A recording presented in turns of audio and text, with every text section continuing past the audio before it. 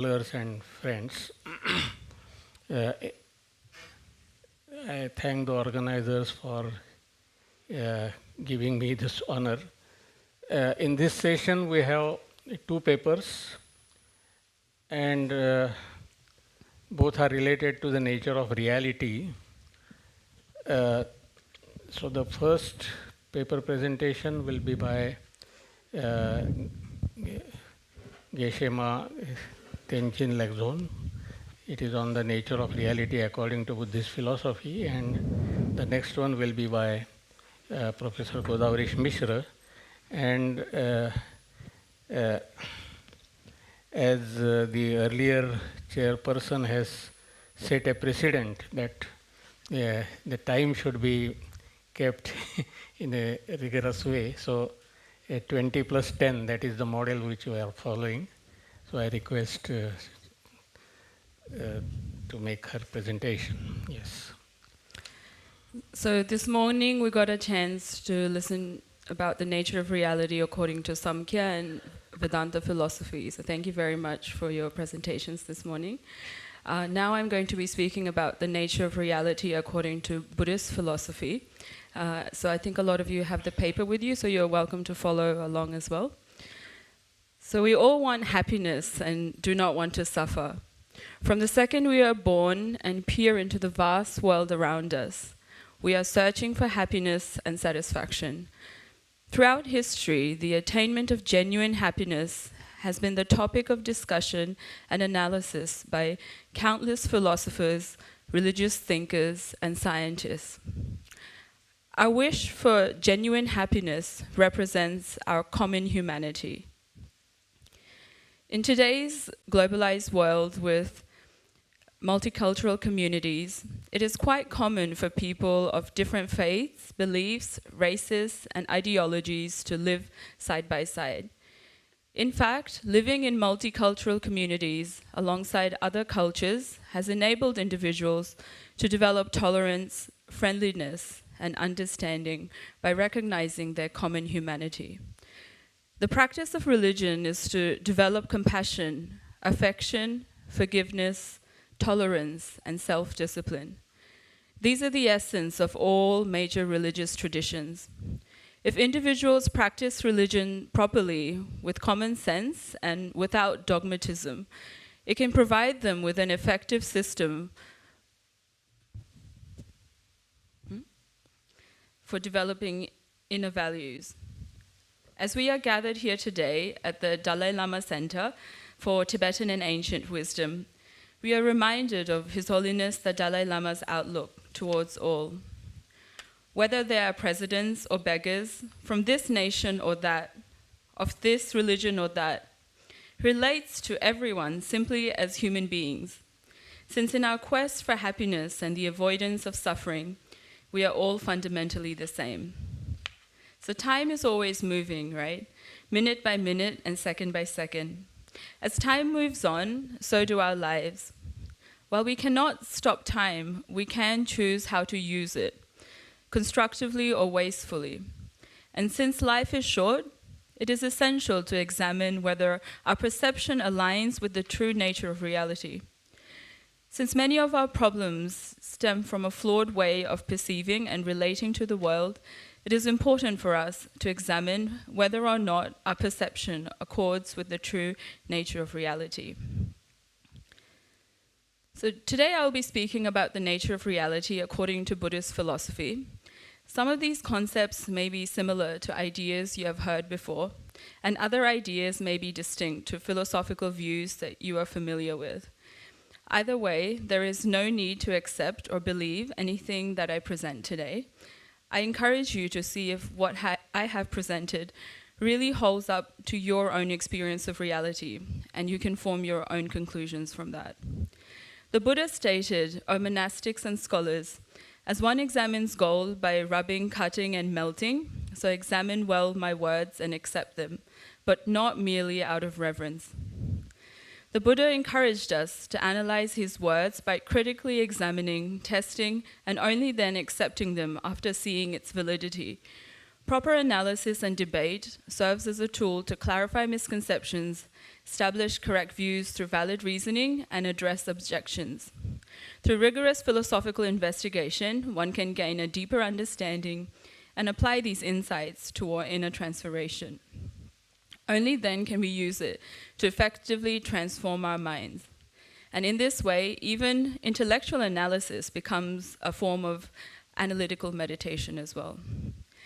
In the Buddhist teaching, we find a deal of discussion on the nature of reality in terms of the 18 constituents, the 5 aggregates, and so on.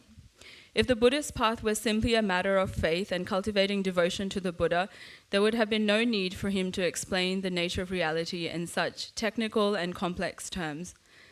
To investigate the nature of reality, you cannot maintain a point of view simply because you like it or because it accords with your preset metaphysical or emotional prejudices. Just as scientific disciplines place tremendous emphasis on the need for objectivity on the part of the scientist, Buddhism also emphasizes the importance of examining the nature of reality from an objective stance. So Buddhism describes reality through the concept of 2 truths: conventional truth, Samriddhi Satya, and ultimate truth, Paramartha Satya.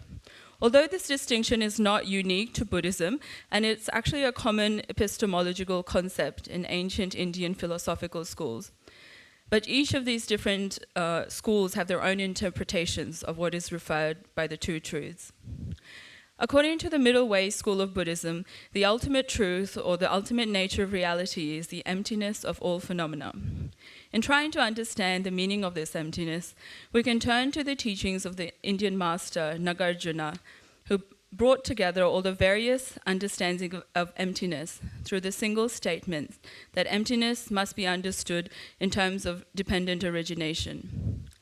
When we talk about emptiness, what we are negating or denying is the possibility of things or events having inherent existence. No thing or event possesses the reality of independence and is therefore thoroughly dependent. The very existence of all phenomena depends on other factors, such as causes and conditions, its constituent parts, and the process of labeling. In our ordinary perception of the world, we tend to perceive things as having some kind of absolute status, as having a concrete or objective reality. If we subject them to deeper analysis, however, we find that things do not exist in the way that they appear to us. It is this absence of inherent existence that is the meaning of the term emptiness. Nagarjuna states, "Whatever is dependently originated, I call that to be empty, and that too is dependently designated, and this is the middle way." First of all, one must understand that emptiness and interdependent origination enhance and do not contradict each other. If one equates the lack of inherent existence with the non-existence of phenomena, then one has lost the point and fallen into an extreme view. However, if one uses the understanding that the lack of inherent existence means that things exist in dependence on causes and conditions and their parts, one has attained or gotten closer to a correct understanding and not fallen into the extreme of nihilism. When you understand that things lack inherent existence, it does not mean that they do not exist at all, but that they exist in dependence in relation to causes and conditions, its parts, labels, and so forth. Since phenomena exist in relation to other phenomena, they do not have an inherent independent existence. So understanding dependent arising becomes a very effective means of understanding the real intent of the Buddha's view of emptiness. So here we have 2 quotes that I will read through. So first we have Nagarjuna's quote that says, "For that reason, that which is not dependently arisen, such phenomena do not exist. For that reason, that which is not empty, such phenomena do not exist." And then we have another quote from Aryadeva, which says, "Whatever exists dependently is not independent. As everything lacks independence, consequently there is no self that exists. When we reflect upon the meaning of emptiness, it is helpful to refer to Nagarjuna's Fundamentals of the Middle Way, where he entertains many objections from those who criticize his central conclusion that no thing or event possesses inherent existence. His critics object that saying nothing possesses inherent nature is a descent into nihilism because it rejects the existence of something. Nagarjuna responds by saying that this objection is based upon a misunderstanding of what he means by emptiness. To paraphrase Nagarjuna, if you just reflect on the fact that the premise upon which I argue for emptiness is dependent origination, that alone reveals that by emptiness I do not mean nothingness. Emptiness is not to be equated with mere nothingness. It is simply the absence of inherent independent existence.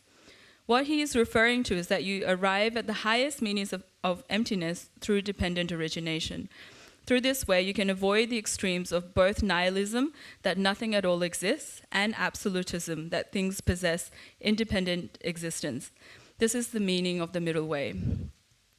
What you normally feel and believe is actually contradictory to the way in which things actually exist. When you think about your own self, you normally feel as there is something that you can actually pinpoint to, which the term person refers to. When you examine this in greater detail, however, you discover that there is actually no such unitary entity to which the term person refers, and that this term is actually contingent upon the aggregation of many factors. In Nagarjuna's 70 stanzas on emptiness, he explains that if one posits the intrinsic existence of all things, then the whole idea of things coming into being becomes absurd. Inherent existence implies some kind of independent, objective reality. If things were independent and objective, they would neither come into being nor cease to be. Furthermore, if phenomena existed by way of their own underlying basis, then no matter what type of entity they were, good, bad, and so on, they would not be altered. If a type of food, for instance, was inherently delicious by way of its own entity, it would not be able to be perceived as unpalatable to anyone else. As Buddha Palita stated in his commentary on Nagarjuna's Fundamentals, if things and events have an inherent, intrinsic identity, we should be able to point at something and say, that's it, without relying on its parts or aggregates. But such is not the case. When we use terms, labels, and concepts, we have to apply them on the basis of the aggregation of many factors. This in itself suggests that things and events do not possess inherent or independent reality.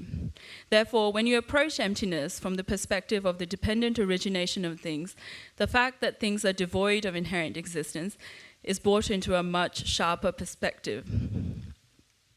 The Buddha said, just as a chariot is verbalized, designated, in dependence on that collection of parts, so conventionally a sentient being is set up depending on the mental and physical aggregates. So this example of a chariot is found frequently in Buddhist texts.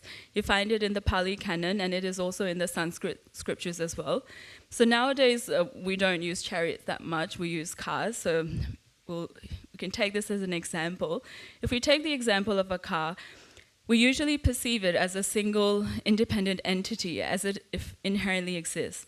However, when we break it down into its components, hood, engine, wheels, seats, and so on, there is no single part that is the car. When disassembled, the car disappears, revealing that its existence depends on the arrangement of the parts rather than the car itself having an intrinsic essence. This illustrates the Buddhist concept of emptiness. Things do not inherently exist as they appear, but arise through dependent conditions. When disassembled, they are the same parts that they were there when you had a car. You have not taken away any of the parts, and you also haven't added any new parts either. However, the arrangement of the car parts is such that your mind no longer looks at them and says, this is a car. Those same parts are not a car, individually or collectively. But when you put them together in a certain form, all of a sudden you have a car. So we have the conception of a car and we give it a label, and then we forget that we were the ones that created it by giving it a label. Instead, it appears to exist from its own side. Just as a car exists by being merely designated on the basis of that arrangement of the car parts, in the same way what we call me or I or person exists in the same way. The analogy with the car is quite easy to understand. You can see how the car exists just by being merely designated in dependence on the collection of parts. You do not feel too uncomfortable with that. When you talk about yourself being merely designated, depending on the collection of parts, we do not feel too comfortable with that. Yet there is no difference in the process of designation between the example of the car and the example of me. The difference here is that we really grasp strongly at our own selves. Nowhere in that collection of the body and mind is there a me, even though we believe there is. I feel like it exists is not a good reason. We learn in Buddhism that I feel like it must be this way does not count as a valid reason. If you are looking for something, you have to find it. You have to be able to locate it. The 25,000 stanza Perfection of Wisdom Sutra says, it is thus, this bodhisattva is merely labeled. This perfection of wisdom is these forms, feelings, discriminations, compositional factors, and consciousness are merely labeled. It is thus, forms are like illusions, feelings, discriminations, compositional factors, and the consciousness are like illusions. Illusions are also merely labeled. They do not abide in places. They do not abide in directions. Why? It is thus. Labels are contrived and imputed to the individual phenomena. Labels are transiently designated verbal conventions. All those labels are designated verbal conventions. When a bodhisattva, a great being, practices the perfection of wisdom, he or she does not subsequently view labels as real. Not subsequently viewing them as real, he does not manifestly cling to them. Further, O Shariputra, when a bodhisattva, a great being, practices the perfection of wisdom, she sincerely thinks thus, this bodhisattva is merely labeled. These feelings, discriminations, compositional factors, and consciousness are merely labeled. Shariputra, it is thus. For self, for example, is called self, but this vocal expression self is not apprehended. The I and all other phenomena are described in Buddhism as merely designated or merely imputed by mind. In many sutras and treatises, it is taught that all phenomena are only names. However, we can't say a person is a word, and we can't say a car is a word. So when it says that things are name only, it does not mean that the person is only a name, because a name cannot walk, talk, and eat, but a person can. So what it means is that they exist by being merely designated. The conventionally existent person exists by being merely designated.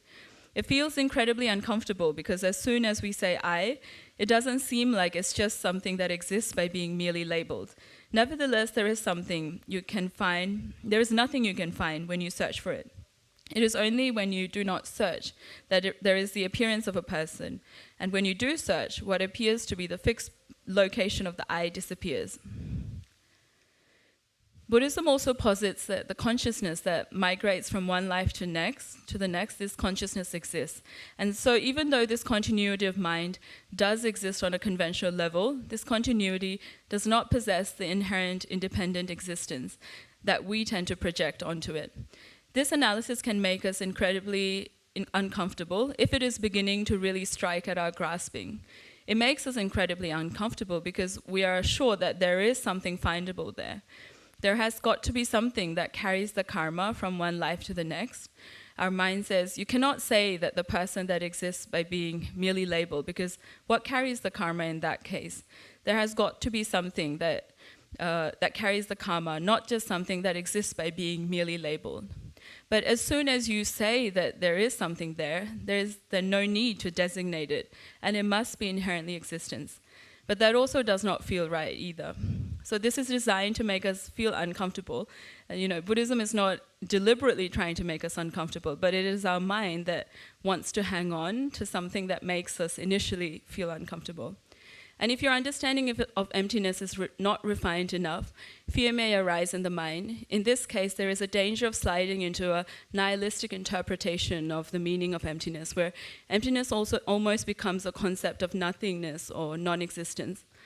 This can then cause some kind of fear of non-existence, and under such circumstances, it is important to reinforce conviction in the efficacy of the law of cause and effect, and particularly in the teachings of dependent origination, because the true meaning of emptiness has to be understood in terms of dependent arising.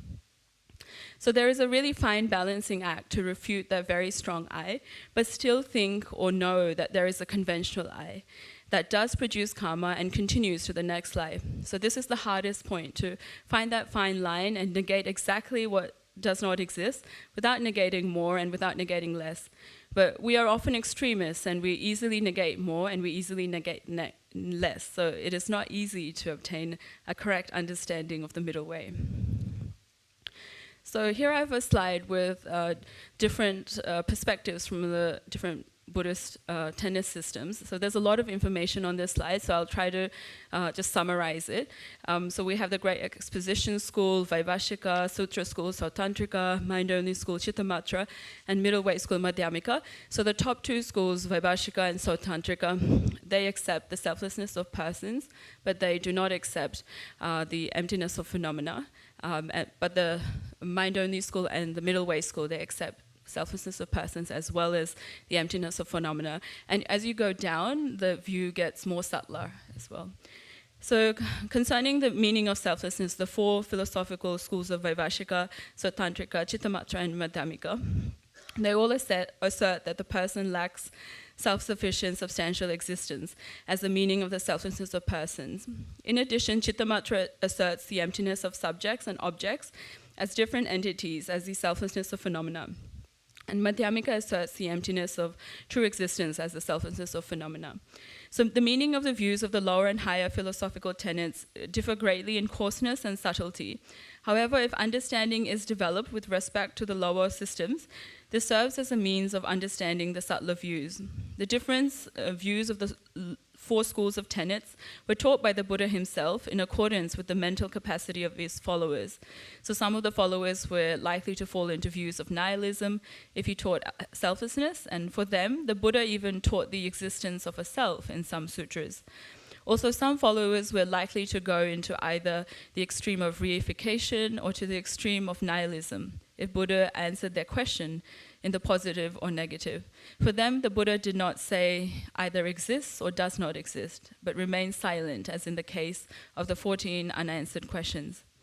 So there are certain groups of Madhyamika thinkers who accept some notion of intrinsic nature, albeit at the conventional level, but there's another group of Madhyamika scholars who totally reject the notion of inherent existence anywhere, even at the conventional level. So how did this fundamental divide come into being? The foundational texts of Middle Way thought are Nagarjuna's Fundamentals of the Middle Way and Aryadeva's 400, so two distinct interpretations evolved from these texts. Buddha Palita, for example, wrote a commentary on Nagarjuna's Fundamentals and developed a line of interpretation rejecting any notion of intrinsic existence, even at the conventional level. Later, Bhaibbhāvika wrote his own commentary in which he notes that it is our consciousness that is the real defined person and the referent of our personal terms. Again, this indicates that he accepts some notion of inherent existence.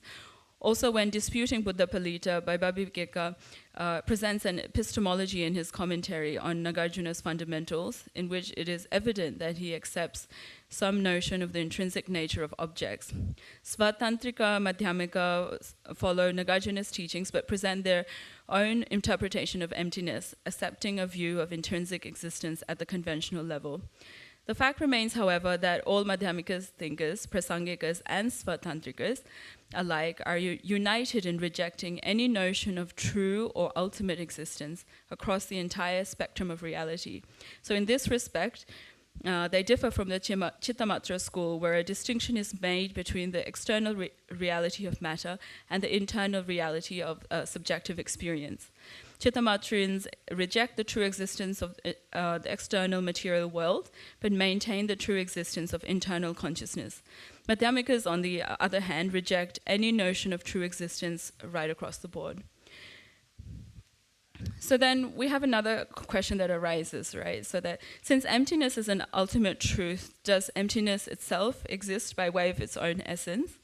And so just as when a phenomena qualified by an empty nature is analyzed, it is not found inherently, so too when this phenomena's empty nature itself is analyzed for its ultimate reality, it too is also not found. Therefore, when one seeks the object designated as an empty nature, this empty nature is also not found. It merely exists through the force of worldly consensus done without analysis. So take a flower, for instance. When we analyze the way it exists ultimately, the flower is not found, but rather ultimate reality or emptiness is recognized. Then when the emptiness of the flower itself is analyzed, that emptiness itself is also not found inherently, but is rather found to be empty. So this is called the emptiness of emptiness. So from the perspective of science, research into how our brains function suggests that sensory inputs do not directly reflect an independent reality. Instead, our brain interprets and processes these inputs, forming our experiences. The brain does not passively receive information from the senses. Instead, it actively constructs our experiences by filling in gaps. Neuroscience research also supports this by showing how the brain predicts and interprets sensory information rather than merely recording it. And optical illusions and hallucinations also serve as examples of how the brain can create experiences that may not correspond to an external reality. So reality is posited to be not a fixed external phenomena, but rather a fluid, brain-dependent construction. And a lot of our destruction emotions are also based on appearances. So research suggests that when we develop anger, for example, that 90% of it is mental projection. And the concept of true truths is also related to quantum mechanics, which I think a few of the scholars discussed this morning as well, suggesting that reality at a fundamental level is not as solid or objective as we assume. So I'm going to skip through this section here because I think we're going a little bit rushed through time. So thank you for joining me on this journey of exploration on the nature of reality. In the end, the nature of reality is not just a question for philosophers or scientists. It is a question that touches all of us. Whether reality is objective, subjective, or something in between, the way we engage with it defines our lives. As is generally the case in Buddhist teachings, we have to subject these ideas to critical analysis and relate them to our own personal experience. So I encourage you to question and explore the nature of reality from your own lived experience. Thank you very much. The paper is open for discussion. We have about 4 to 5 minutes.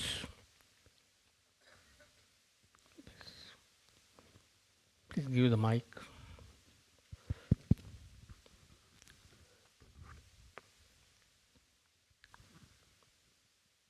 It was a very good presentation. Only one suggestion is there. You have mentioned Nagarjuna's car, but in the times of Nagarjuna, there was no car.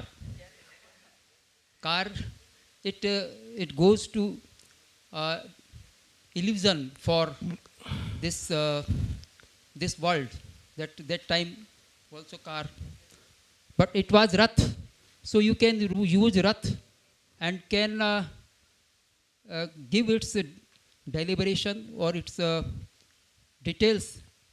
A cart, a distant cart driven by horses in bracket, and then you can use Rath. Yes, definitely. Yes. Okay. So that was supposed to be a kind of a more real life example of something that we see in our daily lives, because we don't see chariots as much anymore. But definitely, in the earlier texts, we don't see any references to a car. They refer to chariots. Here, it was really to make us think about, in our real life, when we see a car and then when we analyze its parts, how can we make sense of, when we label the car versus when we see the parts of the car separately, how do we think about it in our own minds, right, in our daily lives to relate it to that experience? Because I don't know, I don't see chariots that much anymore, right? No, there is no problem because, what applies to car applies to chariot should apply to a car also. That is the point. Any other question? Yes. I have a kind of question that sometimes when I'm talking to the other student, and especially Westerners, and one of the Westerners, the student or friend, it says about Buddhism talking about the emptiness is such kind of subtle and difficult to understand all these things. But when you, he was saying me and others, when you describing to the car, and then like example say without the engines working, without driver, this thing. But it's again like, come on, this is all Westerner people knows there's no engine, so no parts, and what you mean something that's how to relate to the very deep philosophies, because it seems like very obvious kind of. And then how can you how should we describe to kind of little deeper level? Yeah, I think what you've mentioned is very true. You know, when we talk about car and its parts, even if we talk to a 5-year-old, I think they can understand, right? Like when you separate the parts, it's obviously we're not going to call it a car. So when you talk about it in these examples, it seems like this is something I already know. So what's the big deal, right? You know, what did the Buddha discover after meditating for so many years?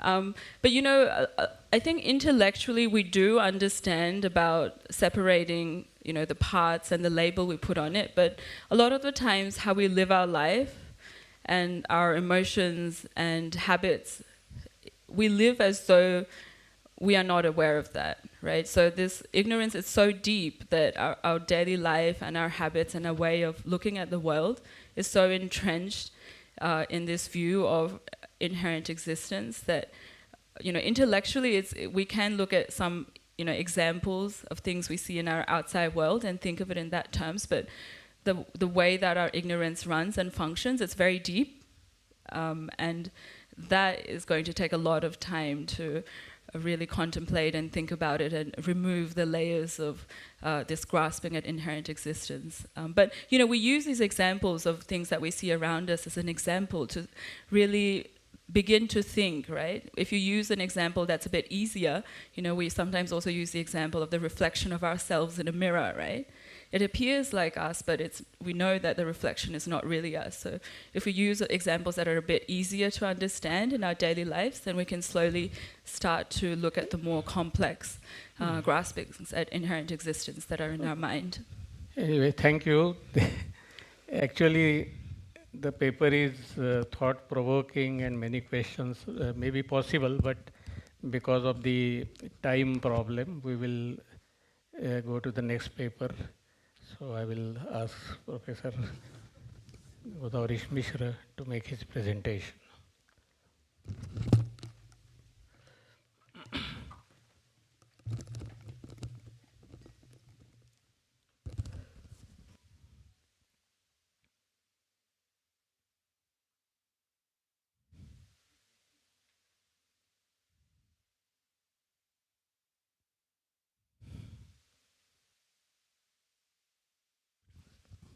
Yeah, come. Done? Now. Yah pratitya samutpadam prapanchopasamam shivam desayamasa sambuddhaha tam vande vadatam varam anaksharasya dharmasya srutih ka desanachaka nakaschit kutrachit kinchit dhammo buddhena bhashitam. Most respected Professor Rinpoche, Professor Samten, Professor Gokhalei, and the whole Sangha, including the lay persons like us. I thank the organizers for this opportunity that they have given me to speak on this great holy place. My presentation is from Brahman to Śūnyatā in quest of a shared horizon between Vedanta and Buddhism. I would like to start from where Dr. Nataraju stopped.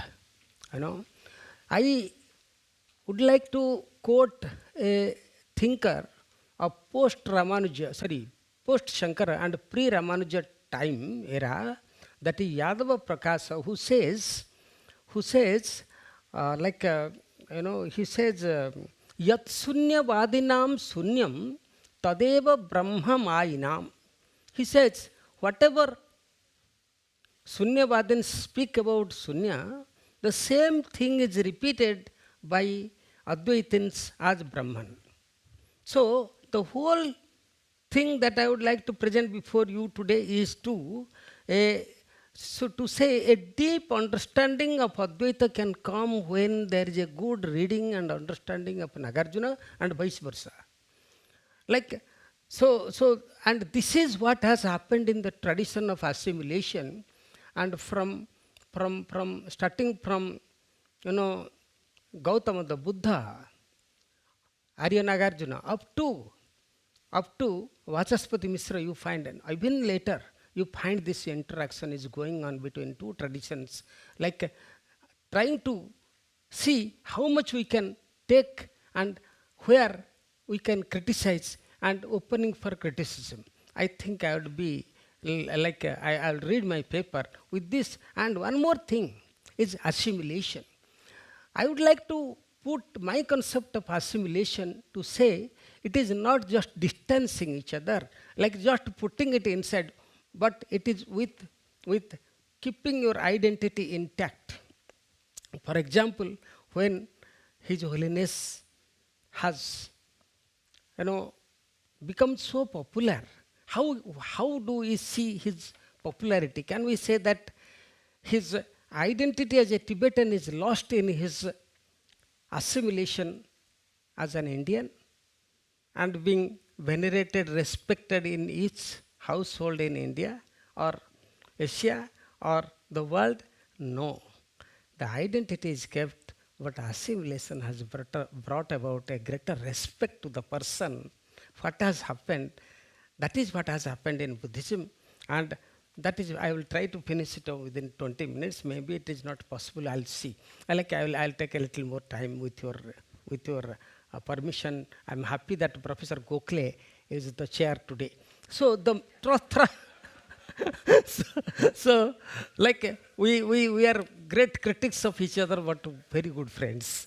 So the thrust of my presentation is to highlight the fact that Buddhism as a philosophical system remained as the lifeblood of Indian philosophy and culture all along, and provided a lot of raw material in building mainstream Indian philosophy.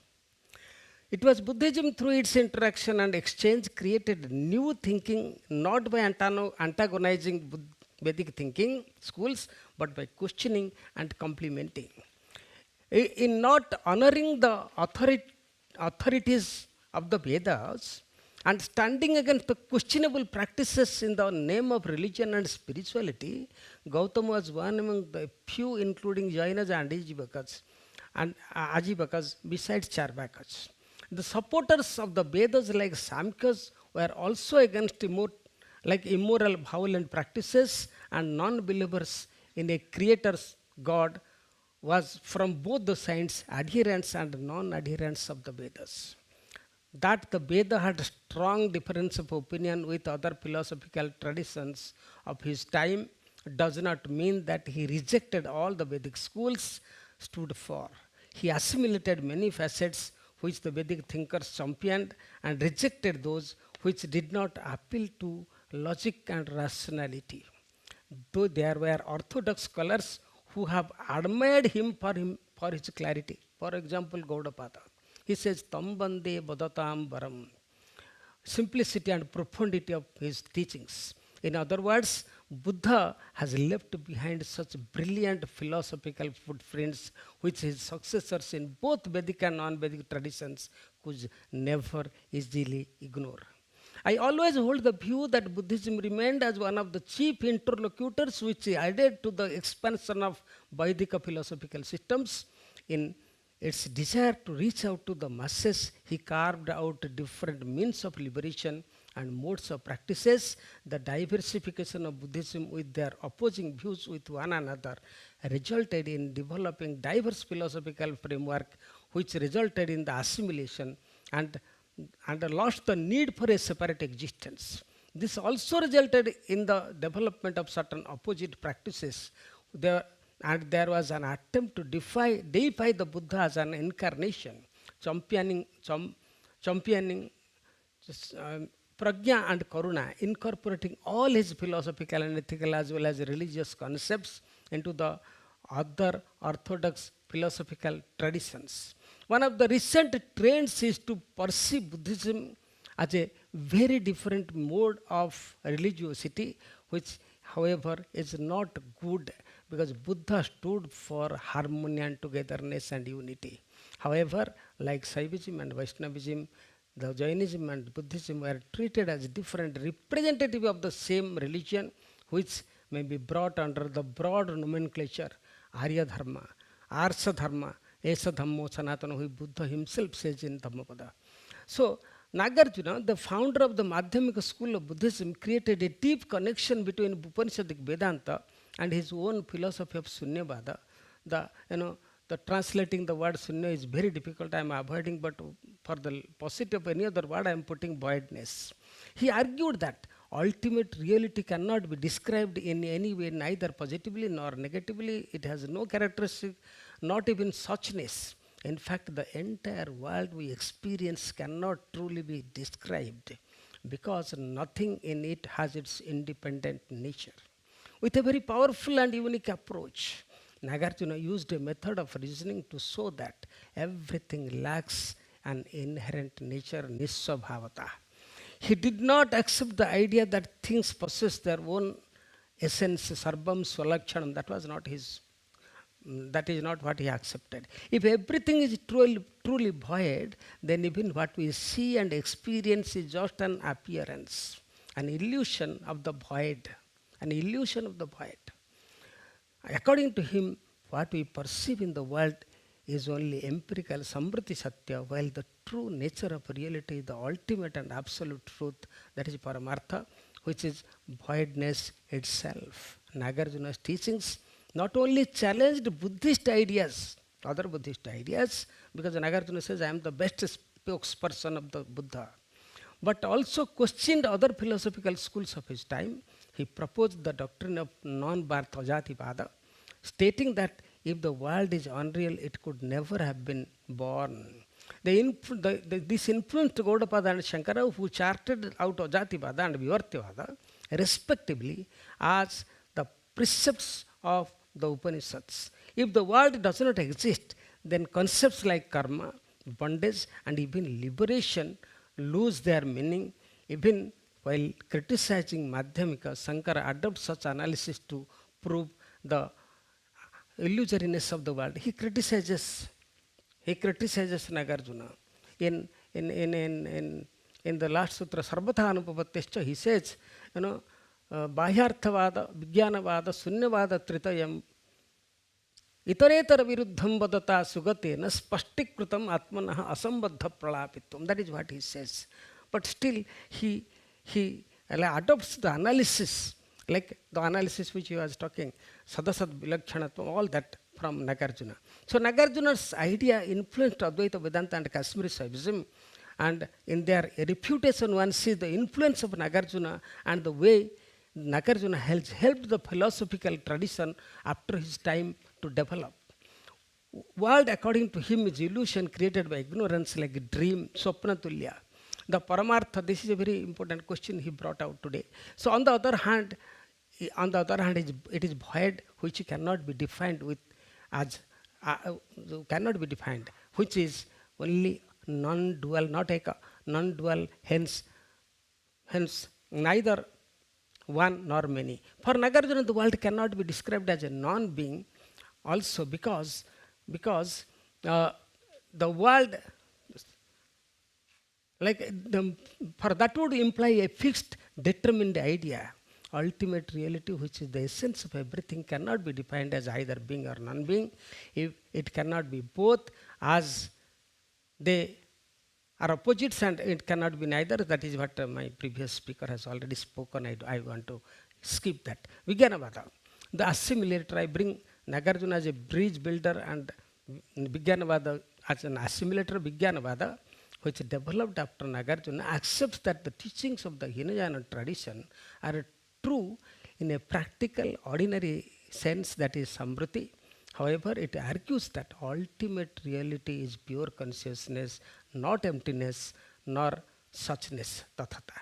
According to Vijnanavada, ultimate reality is realized when all in the state of nirvana, which is the state of that transcends all suffering. The chief argument of Vijnanavadin is that We need consciousness to know the state which is free from suffering. This is the main contention. Consciousness has to be accepted for knowing even whatever you, like the state of nirvana, even since nirvana is a state to be realized, it has to be conscious. For them, this consciousness is pure and free from any mental constructs or specific qualities, because if consciousness attaches itself to specific qualities or forms, it becomes trapped in the cycle of samsara and falls into suffering. Therefore, true consciousness must be free from all distinctions. It is the highest reality described as dharma, bodhi, tathata, and the tathagata garbha, like everything that Buddhist consider ideal. So, Atman encroaching Anatmavada and evolving Mahatman. This is another thing that I would like to bring before this audience. The Vijnanavadins' acceptance of consciousness resulted in the acceptance of Atman in this school. They held consciousness as the highest reality, which resembled like the concept of Atman in Vedanta. This made it easy to connect both the schools. The Vijnanavadins also spoke of the essential reality as Mahanatman. The Asanga, the great self, and this approximated the idea of supreme self, Brahman in Vedanta.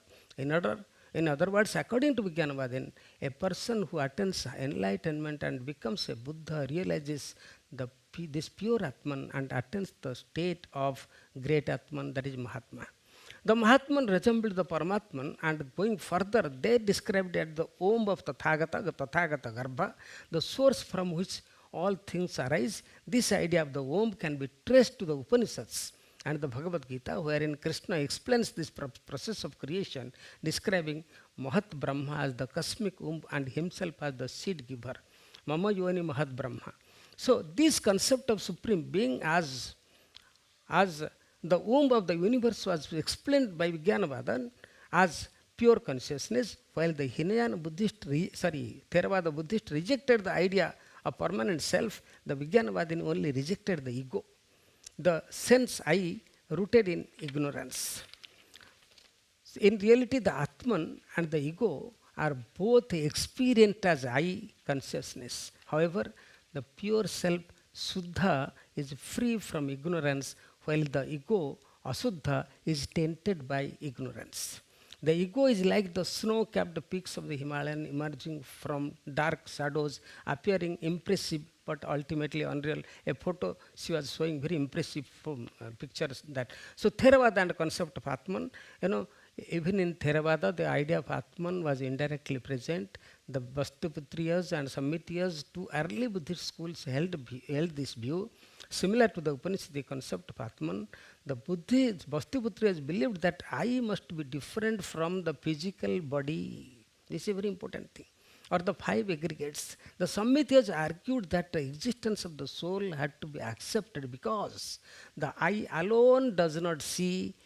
It is the I, the soul, that truly sees. Without this I, the I would not be able to perceive anything.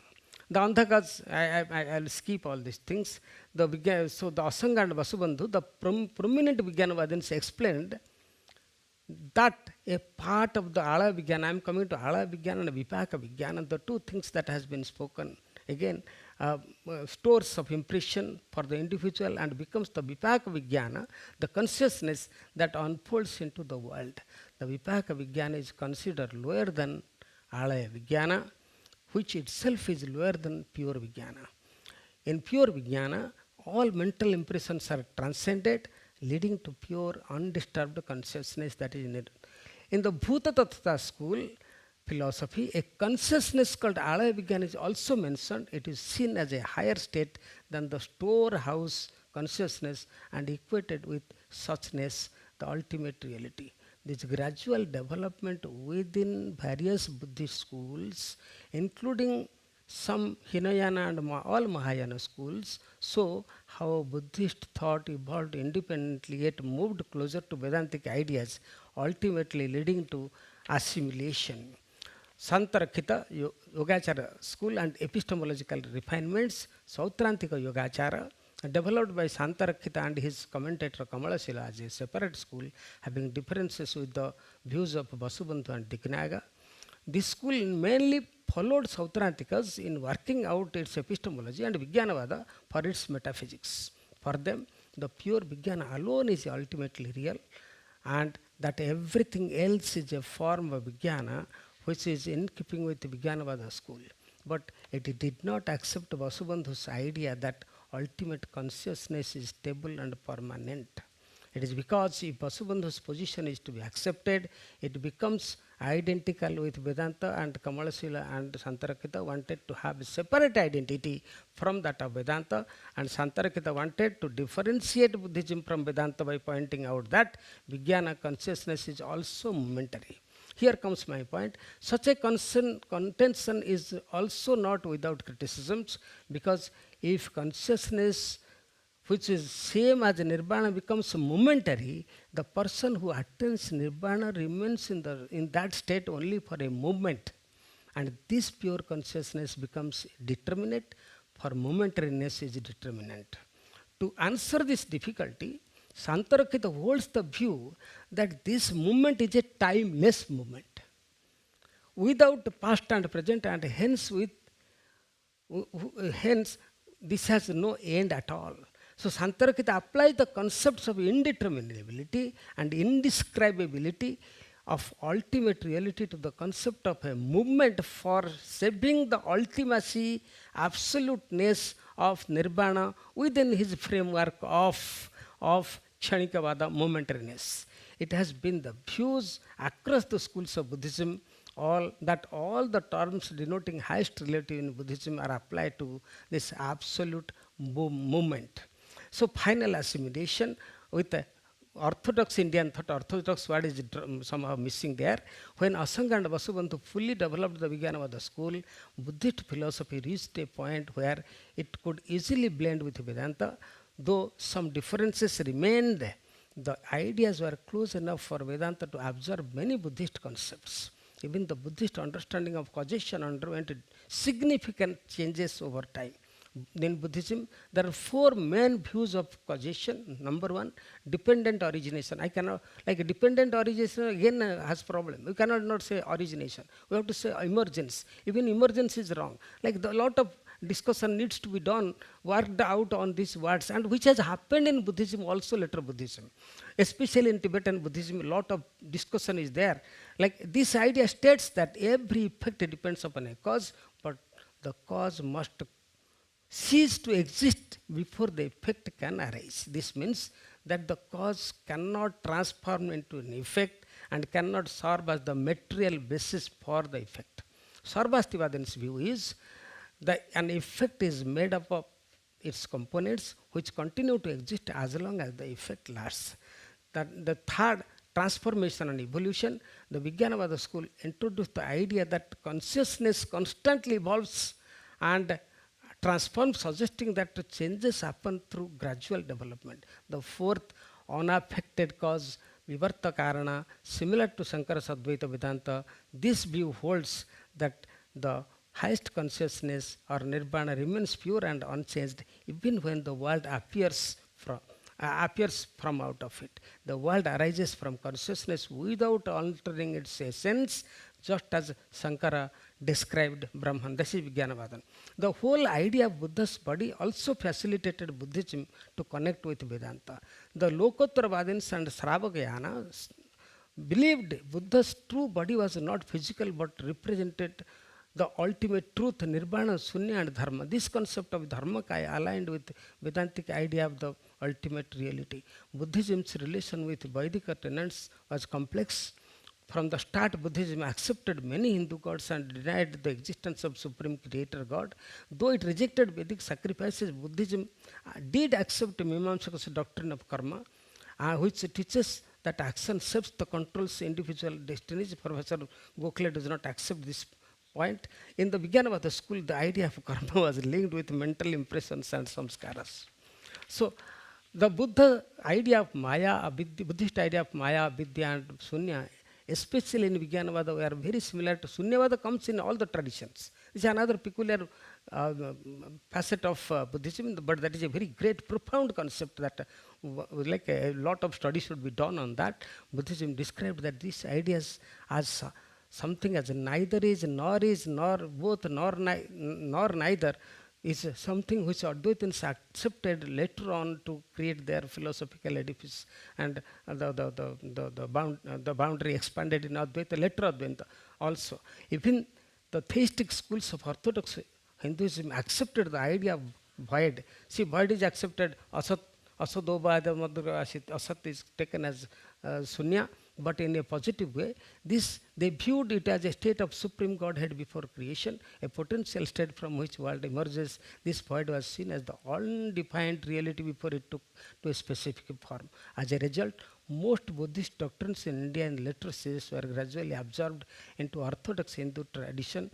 Once these ideas were assimilated, there was no longer recognized as distinctly Buddhist, but Buddhism remained in and through, like permeated all around the Buddhist, like Indian philosophical traditions, as long as conclusion. As all along in the history of Buddhism, the explanation of relation. Yeah, so finished. Like, yeah, okay. I conclude now. Like I conclude with a quotation. Like Murthy's model, I wanted to give Murthy's model, Radhakrishna's model. I don't have time. At the end, it would be pertinent to conclude the relation with a quotation, my person, that the relation between two traditions is difficult to assess, which is spoken by Paushin in his remark, as long as, I quote, we have not ascertained the chronological relations between primitive, he uses primitive word, it is not mine, primitive Buddhism and Upanishadic Samkhya theory he brings, because Samkhya is looked as Vedanta, between the systems of Nagarjuna and Shankara, between Dignaga and Orthodox Nyaya. We cannot boast of even having traced the cardinal lines of spiritual and intellectual history in India. Thank you for patient hearing. Thank you. It's a thought-provoking paper, and actually many issues can arise from that. So there are only say 5-6 minutes we can have discussions. No.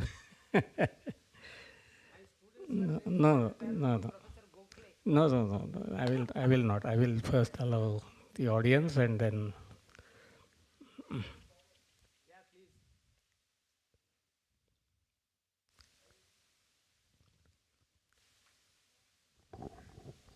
I have a comment which is actually also a matter of query, in fact. One is that, my comment is that why should we be apologetic about Buddha and Nagarjuna being critical of the Vedic practices? Because the very fact that the Brahmanism took over and everything was turned into a karma kanda and a kriya kanda, out of which really Buddha comes out very clearly, criticizes and follows his way. Therefore, I think to say that if you are saying that the essence of it was still there in Vedas, which came in a different way, it is a fine thing.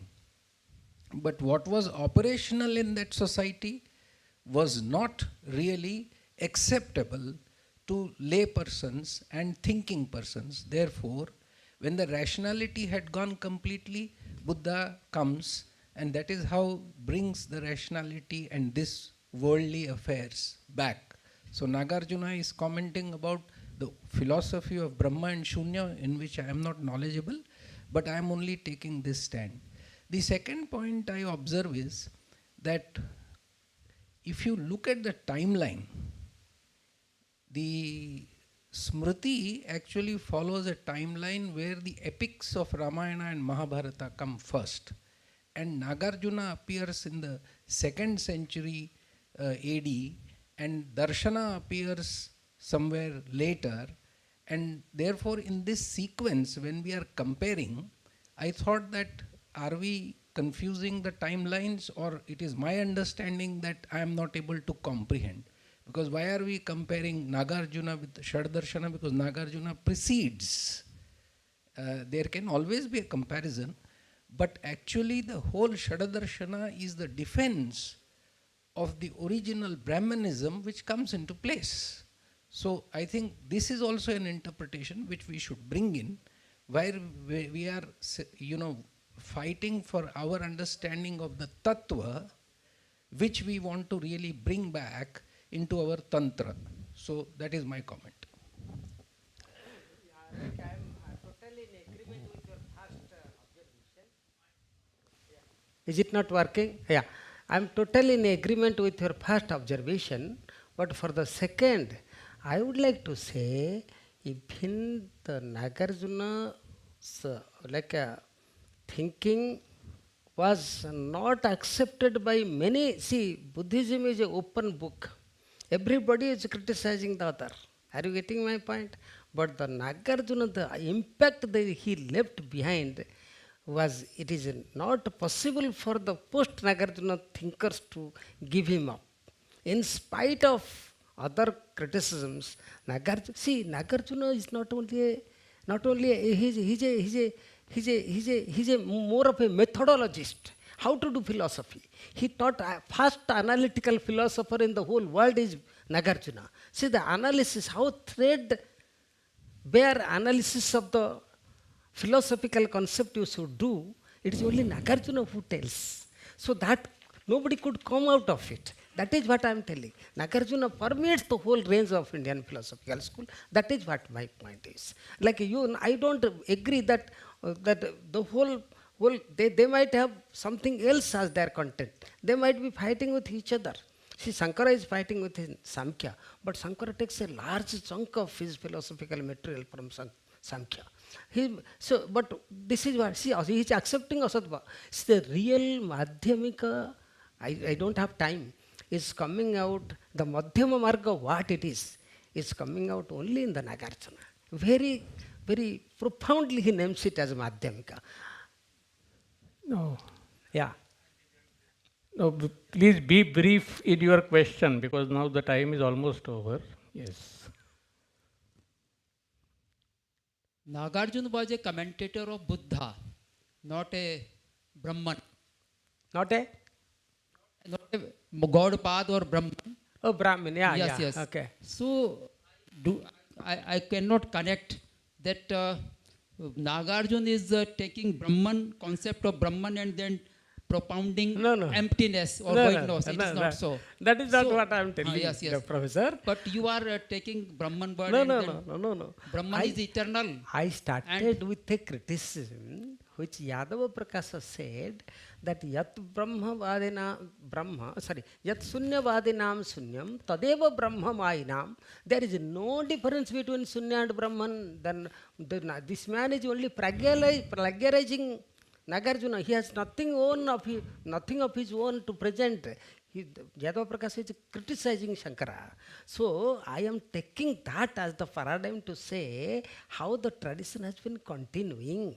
And there is no doubt that Nagarjuna is taking, like he is commenting on Buddha, but Buddha's commentary of Nagarjuna is a very different commentary. All the commentaries are not just like a paraphrases, giving them synonymous. No, he has his own profound thinking in his commentary. It is not just a commentary. Yes, sir. Last.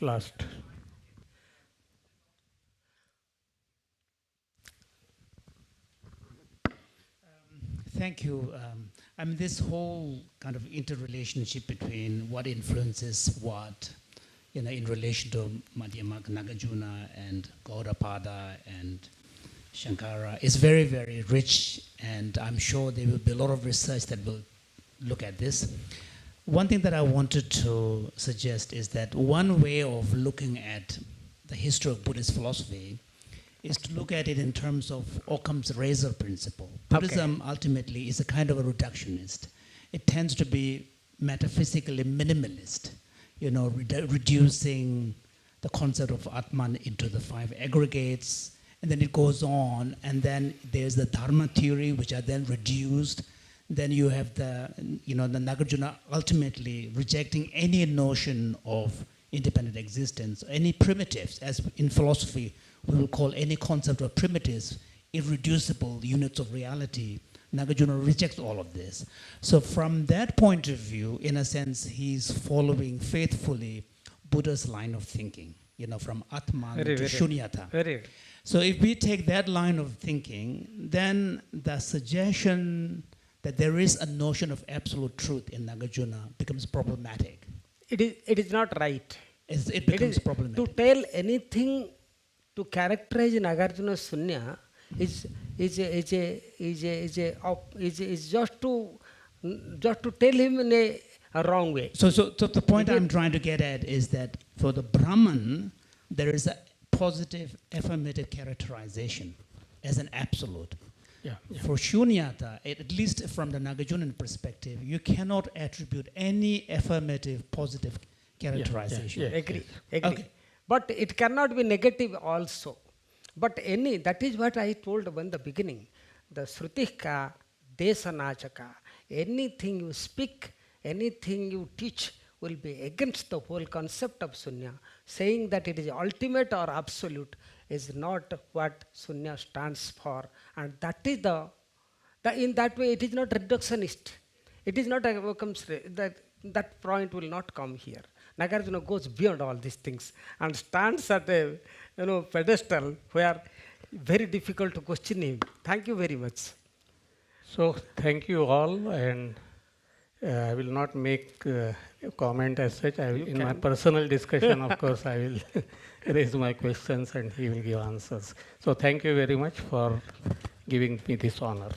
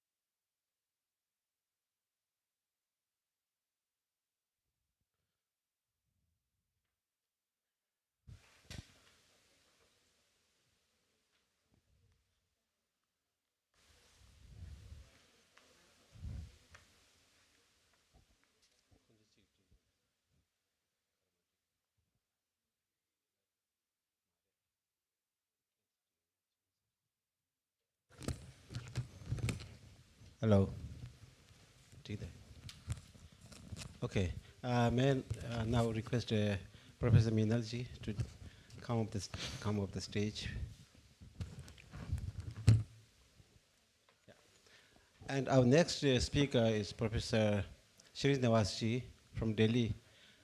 He's not present here. He will be on the online, and let's hope that online will be okay.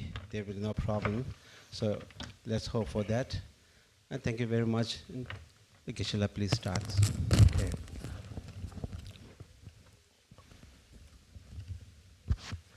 Sarvadrishti Parhanaya Saddhamam.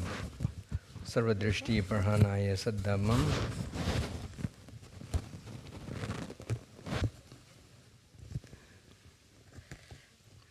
Anukambam Ubadhaya Tam Kotamam Namami. So, the Honorable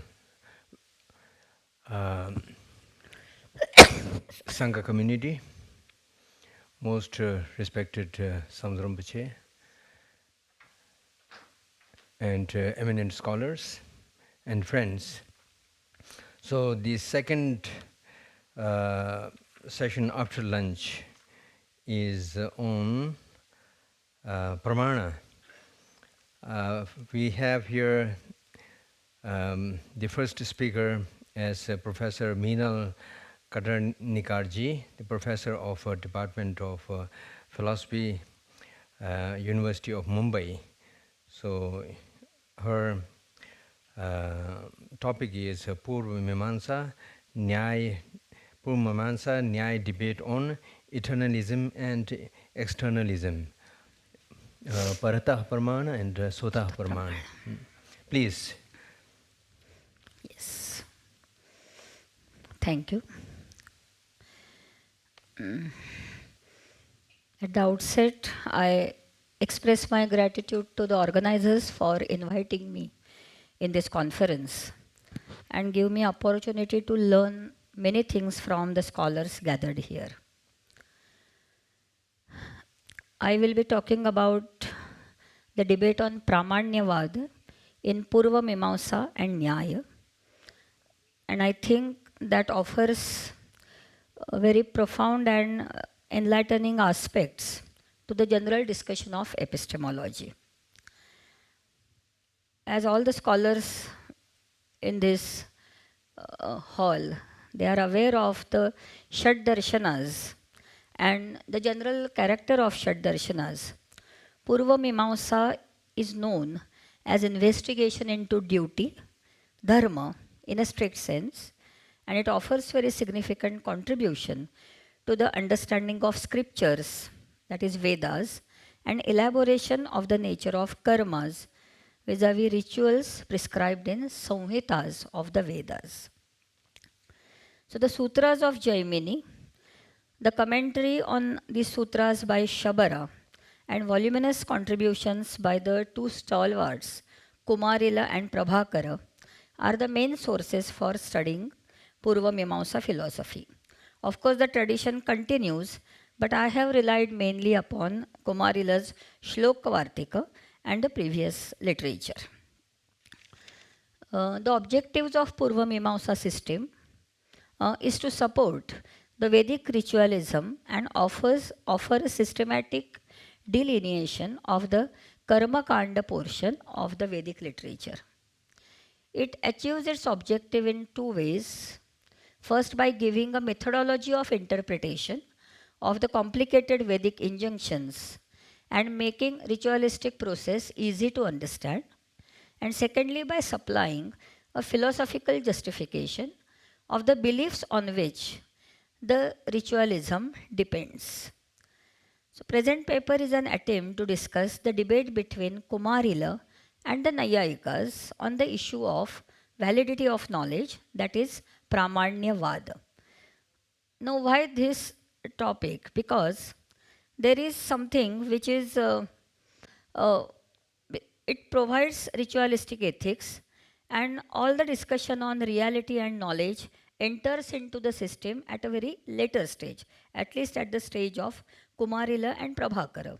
almost in 8th century. So the articulation of the doctrine of self-validity, Swatah Pramāṇya, was the major part of the later development in order to establish the self-validity and infallibility of the scriptures. In his magnum opus, Shlokavartika, Kumarila presents a very sustained and deep criticism of the non-Vedic traditions, namely Buddhism and Jainism, on various issues. The Buddhist doctrines of Anatmavada, Kshanikavada, Apohavada, Niralambanavada, basically of Vijnanavada, have been examined and refuted. In the similar manner, he criticizes the Jaina principles of Anekantavada, Ahimsa, and their opposition to sacrifice, and mainly their contention about personal omniscience, that is Sarvajna. The main reason for offering such devastating critique of the non-Vedic schools was their prior attempt to ridicule the Vedic texts and the ritualistic ethics. The Buddhists and Jainas have made great efforts to refute the well-established doctrines of Kumarila in their works. So it was really fatal for Purva Mīmāṃsā, which was founded on the supremacy of the scriptures. And hence it seems that Kumarila regarded Buddhists as the main opponents and criticized their views with sound arguments. In comparison to with this, his criticism of Nyaya epistemology and the similar other principles is a milder one. Of course, this is not to say that they were in agreement. There were disagreements, but the debate between the two, that is Kumarila and Nyaya, on many issues like Upamana or the philosophy of language, these are well known. But still, all these differences were handled by Kumarila at the level of philosophical disagreements rather than not for purpose of totally eradicating those doctrines, as is the case with his criticism of Buddhism and Jainism. So, I was little curious about what topic, because it Purva Mīmāṃsā epistemology, that way is very vast topic. They go with 6 Pramāṇas, and in each Pramāṇa they have their own contribution, particularly in Pramāṇas like Shabda or Anupalabdhi or Arthapatti. They have very original theories. But my prime interest being epistemology and the complicated issues in epistemology, I decided to keep aside all these issues and concentrated on Pramāṇyavada, which is one of the technical issues. Moreover, this debate between Purva Mīmāṃsā and Nyaya also reminds me of the debate between internalism and externalism in Western epistemology. So for me, discussing this in this gathering and getting the feedback from the scholars is very important. So, the epistemological discussions center around these 3 main questions: the number and nature of the Pramāṇas, then the number, the genesis or the objective constitution of authenticity, and ascertainment of authenticity. These 3 are the main problems that are discussed in Indian epistemology. And the 2 problems, that is genesis or objective constitution of Pramāṇya and the ascertainment of Pramāṇya, they are distinct but related, and they discuss about how the truth of the cognition arises and how it is known to us. These are advanced issues, and on these issues we have 2 camps in Indian tradition. One is Swatah Pramāṇya and the other is Paratah Pramāṇya. More exploration will follow. According to Naiyayikas, no knowledge is authentic on its own account. Its authenticity arises from some special conditions which must operate in addition to the conditions causing knowledge. They argue that if the authenticity of knowledge were determined by the very conditions of knowledge, then there wouldn't arise any possibility of false cognition.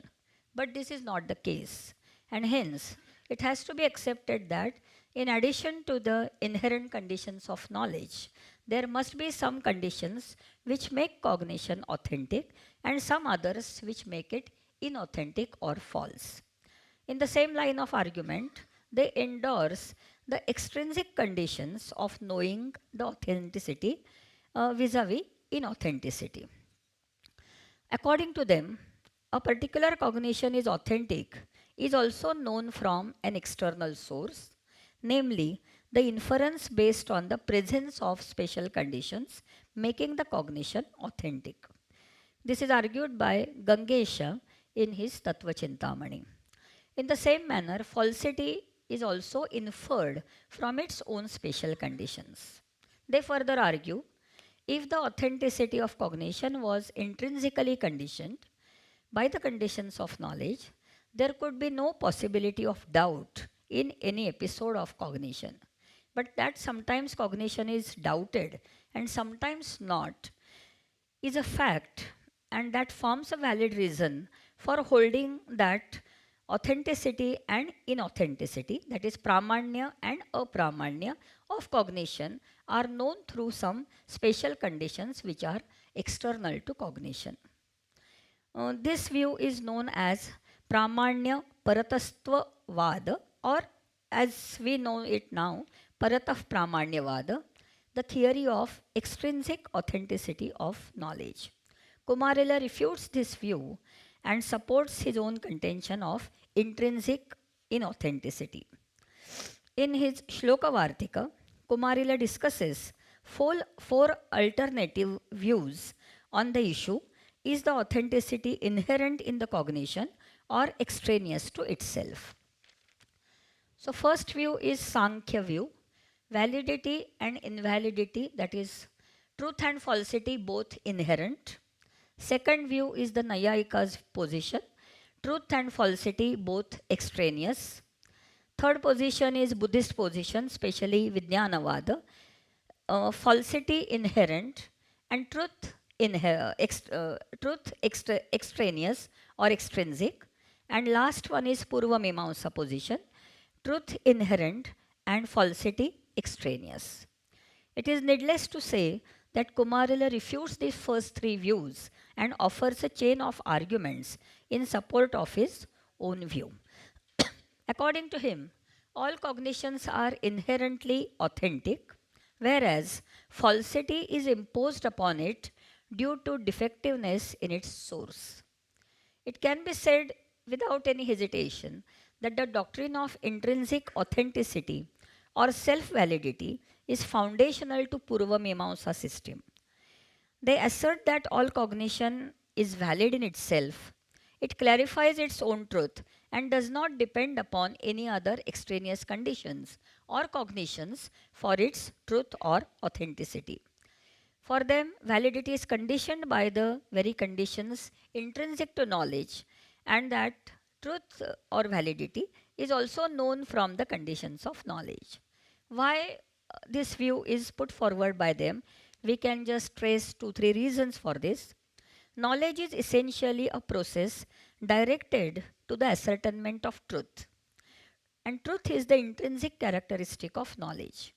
If knowledge fails to attain truth, it is because of some hindrance which is external and interfaces with the conditions making knowledge possible. So falsity or apramāṇya is externally conditioned, whereas truth or validity is conditioned by the very conditions of knowledge.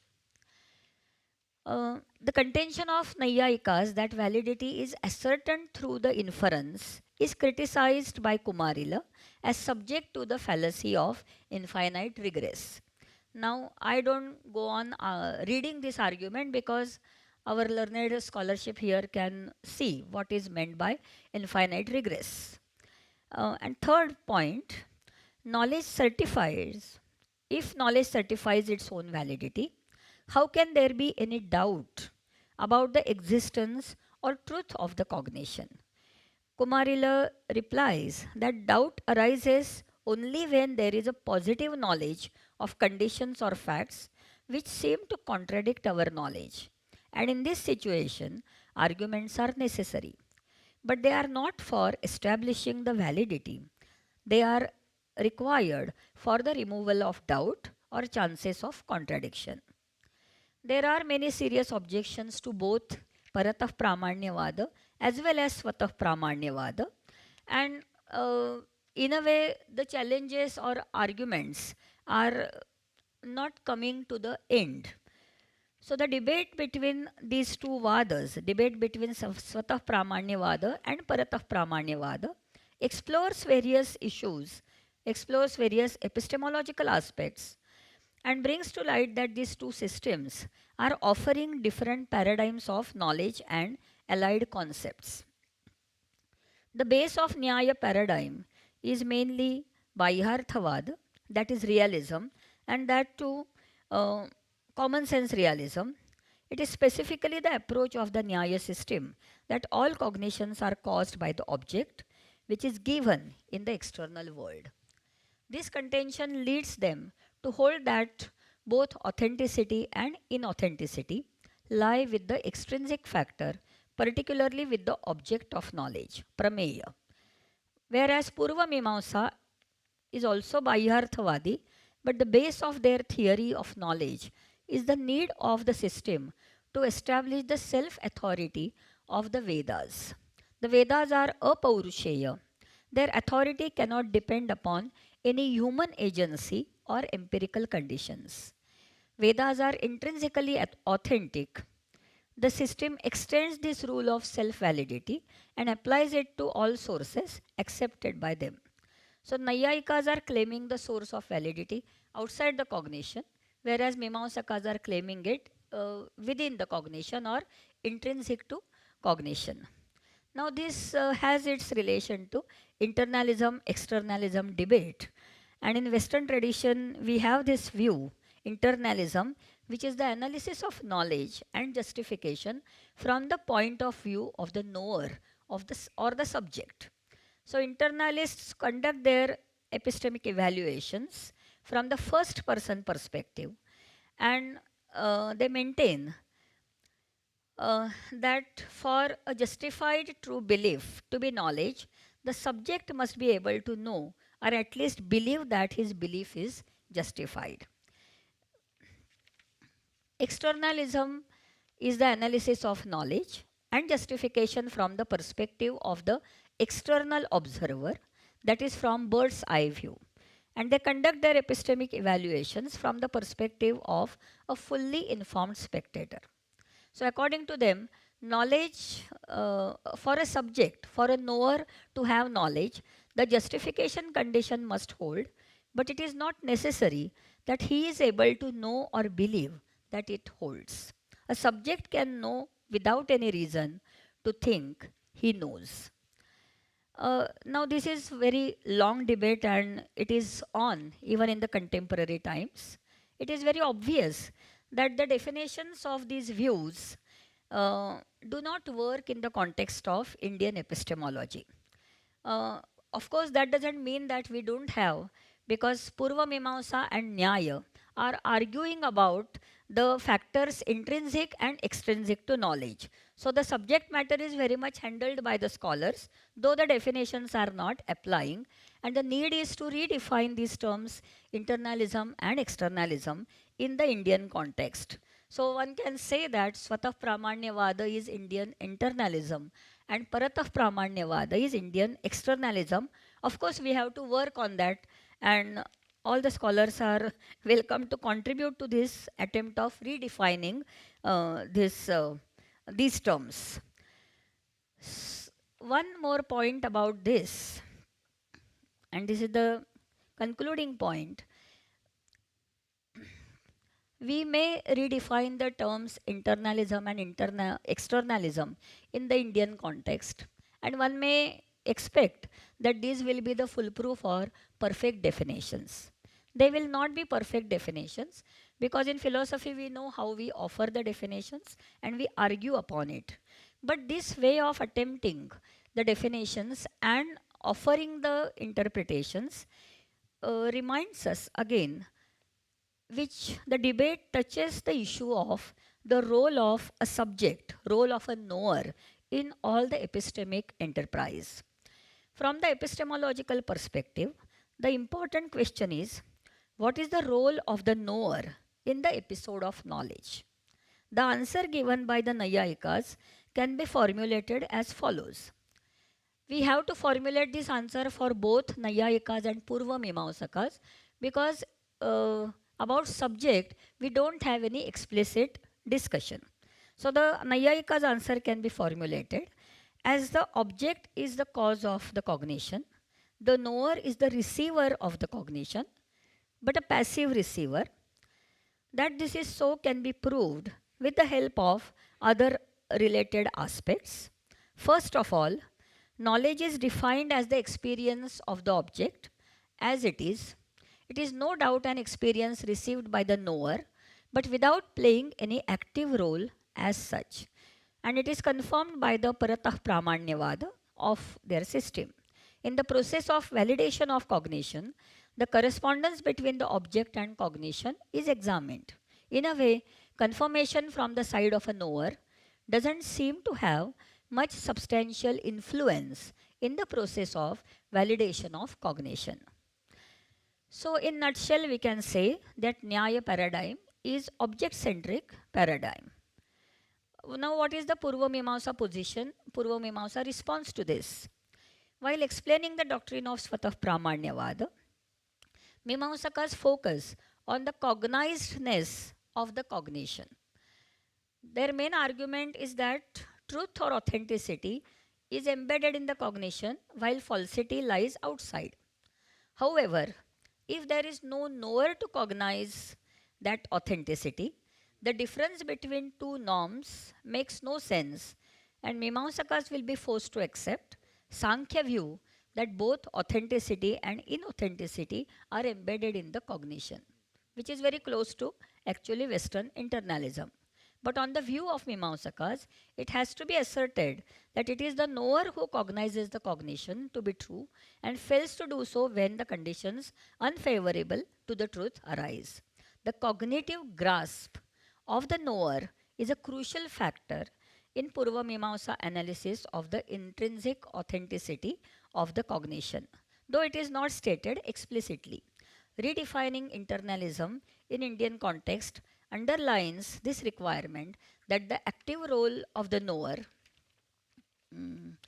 is highlighted in the Purva Mīmāṃsā theory, and it is not discrepant with the original view of Purva Mīmāṃsā about the logical analysis of knowledge and its authenticity.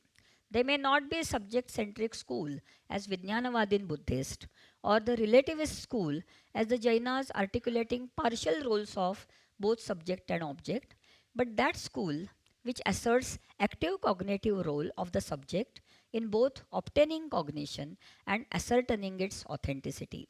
In doing so, they are significantly different from their rivals, namely Nyayikas. So, these are two different realistic paradigms in Indian epistemology. Thank you very much. Hello. Did I take So more thank time? you very much, Professor Meenalji. So now we will open it. Thank you also for completing it exactly in 20 minutes. Thank you. So now we will open the paper for discussion. Please. Any question, comment? Yes. Mic, please. The mic. Oh, they gave you after my paper was over. So, thank you so much, Professor. That was really, really educational and informative, because I've always been intrigued by Mīmāṃsā's assertion about the intrinsic nature of the validation of knowledge. So I'm not still quite clear. I can understand if they are coming from a premise where they take the Vedas to be, true source of knowledge, which means then you cannot have an extrinsic factor validating the authenticity of the Vedas. So in which case, Vedas as the source of knowledge has to be intrinsic. So if that is the premise, then from there is the necessity for intrinsicness of the knowledge validation. Is it coming from there and being applied to all episodes of knowledge? Or is it independently argued and then applied to the authenticity of the Vedas as a true knowledge? Which way is it? It is other way. For them, the prime requirement is to establish, argue for the self-validity of the Vedas themselves. So Vedas being apaurushaya, that means not written by any human or any kind of empirical agency. They are authentic in intrinsic sense of the term, infallible. And this logic has been applied, and that is the supreme source of knowledge for the content of the Vedic literature. But in the empirical life, when we have the 6 sources of knowledge, different sources of knowledge, that model of self-validity has been extended to these Pramāṇas, and they argue for the self-validity of most of our knowledge, and then argue that it is not really the case that there is no possibility of falsity, but falsity enters at some external stage. It is not inherent part of the knowledge. That is the argument. Of course, there can be debates about this. There can be debate about this combination of Swatah Pramāṇya and Paratah Apramāṇya, because that is the position of Mīmāṃsākas. There is debate about Paratah Pramāṇya, Paratah Apramāṇya of Nyayikas, and the 2 other views as well. But thank you for the question. Thank you. Professor Gokhalei ji.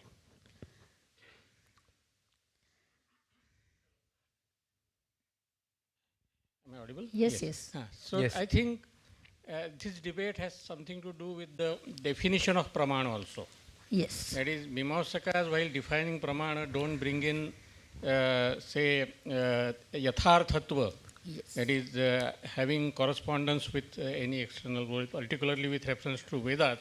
Vedic statements are about dharma, and dharma is not something which exists outside there. Yes. So they define Pramāṇa as the abadhita cognition, which is not falsified in negative way, and also which gives something new, that is agruhita grahi.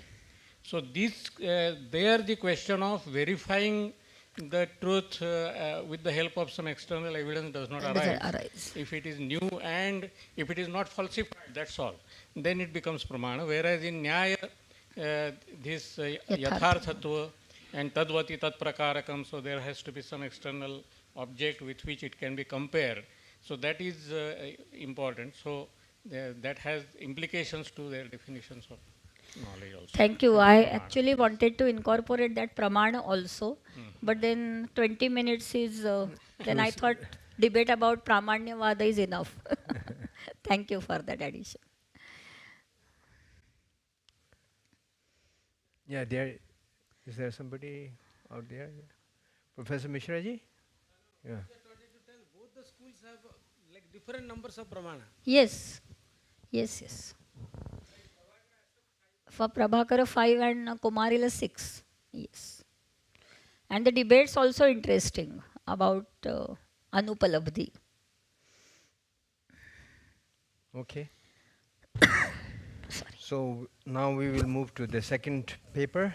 That is Professor Śrīnivasa Varakhedi ji.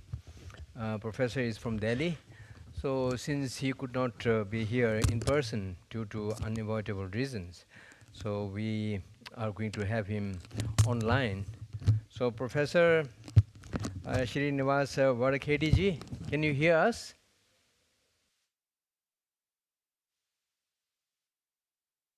Yes, I am present, sir. Namaskar. Am I audible to all of you? Am I audible? Yes, thank you. Thank you very much. Yes. Sarvebhyo namo namaha. My respects to all present His Holiness and fellow scholars of Indian philosophy. And I'm happy to be part of this international conference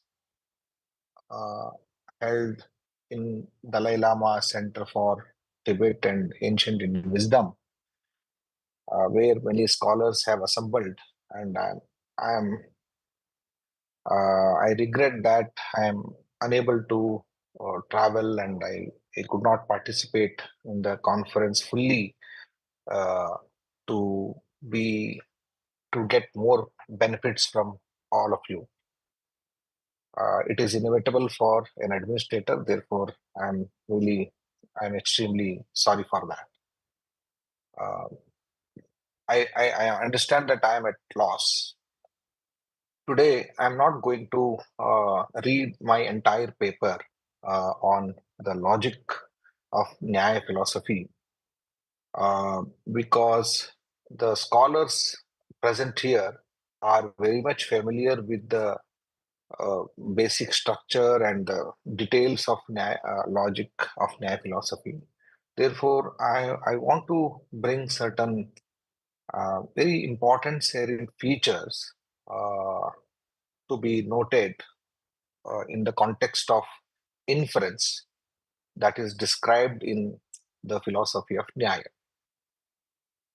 So let me start with the note that the reasoning is not at all. It cannot be called as logic because logic has different connotation, and reasoning in India has different connotation because reasoning belongs to the internal observations, and it is a manasa kriya, and it is a process of mental process, and the result of which is generated as a conclusion, judgment in the mind or in the Atman. Therefore, the logic has a different connotation. Instead of that, I would like to call it as reasoning. Okay. And in our own terms, anumana, yukti, linga, upapatti, these are the words that are used to uh, to to denote the reasoning. Uh, there is one more term which is very, very important term, tarka, which is used in the sometimes in the sense of yukti, but according to Nyaya philosophy, tarka is totally different. Tarka is one of the reasoning. It is not considered to be um, a reasoning in the sense of anumana because it is not at all considered as anumana under the anumana. It is Pramāṇānam anugrahaka. Therefore, it supports anumana, but it is not called as anumana. Therefore, I would like to keep tarka outside the scope of reasoning. And of course, many of later Nayayikas, neologicians have agreed that tarka could be part of reasoning, saying that this could be understood in terms of sadhananumana and dushananumana. The sadhananumana is anumana as regular. Something is proposed to establish something, that is sadhananumana. The reasoning that establishes something. The reason that establishes something is called sadhananumana. The reason that rejects something, that refutes something, is dushananumana. Dushananumana is called tarka. Therefore, tarka could be included in the scope of reasoning. This is another view taken by the later neologicians. But anyway, we can understand that anumana, yukti, linga, upapatti, etc. has to be explaining the similar concept. One thing that is to be noted that it is yukti and upapatti are the real original terms, and anumana is a description of anumana. I mean, description. That means it describes the nature of yukti and upapatti. Upapatti basically is justification. And yukti is also a kind of justification. And linga is mark, a sign. For example, if I sitting in my room, if I get to know that through the sound in the sky, in the space, if I get to know that there's a flight is flying on this space, that is considered to be reasoning. That means the flight sound is a mark to infer the flying of a flight. Therefore, this is just mark, and there is a reasoning out based on the mark or sign. This is called linga. So linga jnanam is also one kind of anumana. And now the point I'm making is here. Anumana is a kind of descriptive term for linga because it describes, it is anusrutyamanam. That means this is the instrument of knowledge following something. Something is to be followed. I mean, prior to anumana, there something is needed. Some conditions are there. What are those two conditions? One condition is vyapti, and second condition is pakshata basically. Pakshata and vyapti, these are the two conditions that are required in order to propose any sort of reasoning. Therefore, this is anumana. It follows something.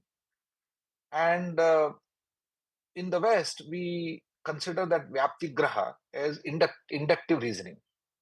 And the second part as linga jnana, post-linga jnana, is called deductive reasoning. In Indian Nyayika's theory, the inductive reasoning is called as vyapti graha. It is not reasoning at all. It is just extension of a knowledge. Therefore, it is coming through, in one sense, it is coming through pratyaksha, or it is coming through shabda. It is coming through, it is grasped, this relation of vyapti is grasped through the other sources of pratyaksha, etc. Therefore, we normally don't consider that there is a very strong reason to believe that induction is a reasoning. Induction is a reasoning. For example, I tell you, if somebody tells that if I can perceive a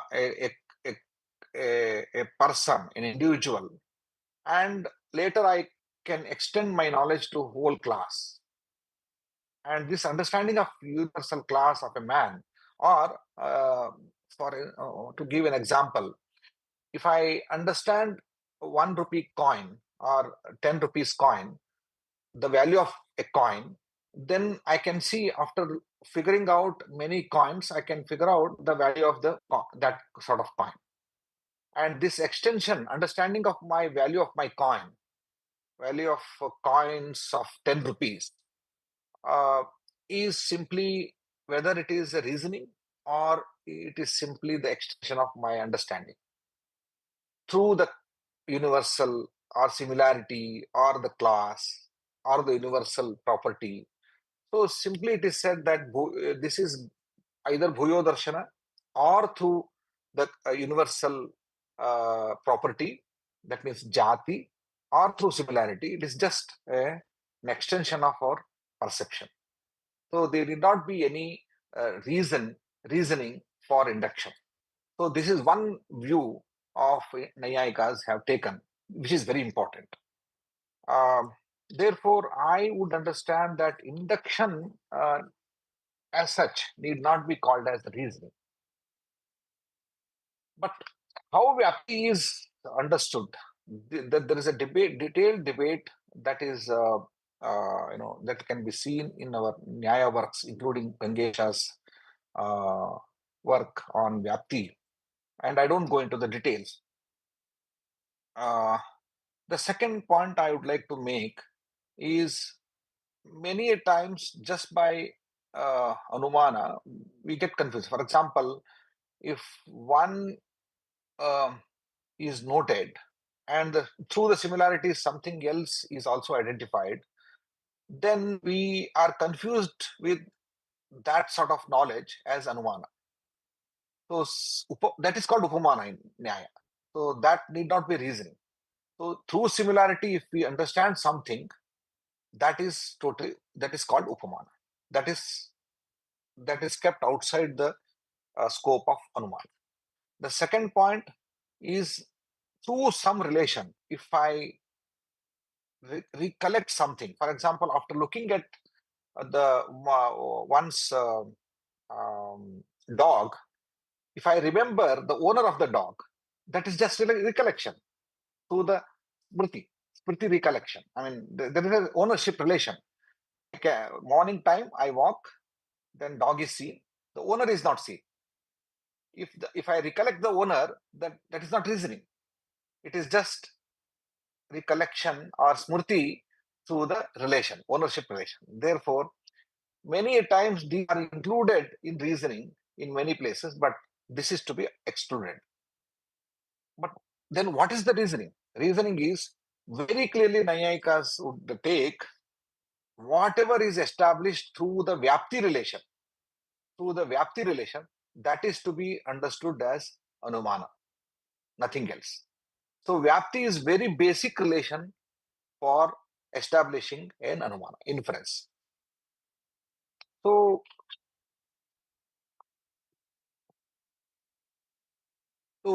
there are two important factors for reasoning. That is, one is Vyapti and second one is Pakshata.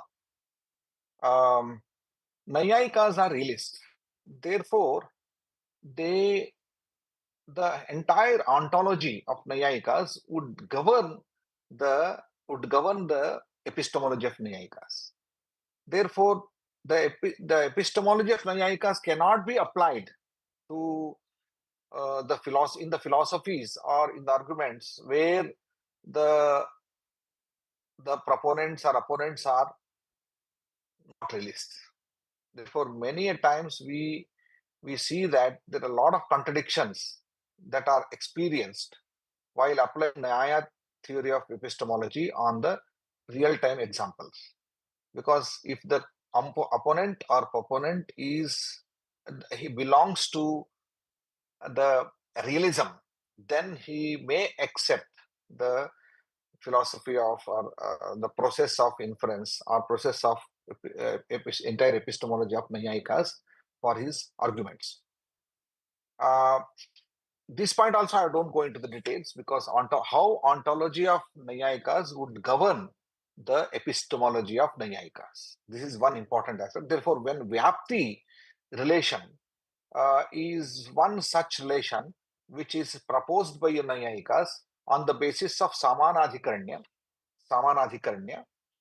co-location of two terms, co-location of two, for example, Hetu and Sadhya, these two are to be located in the same premises, same location. This co-location is required, coexistence is required, and niyama is required. So niyama means there is a binding, there is a invariable concomitance, invariable condition. That means if one does not exist, the other cannot exist.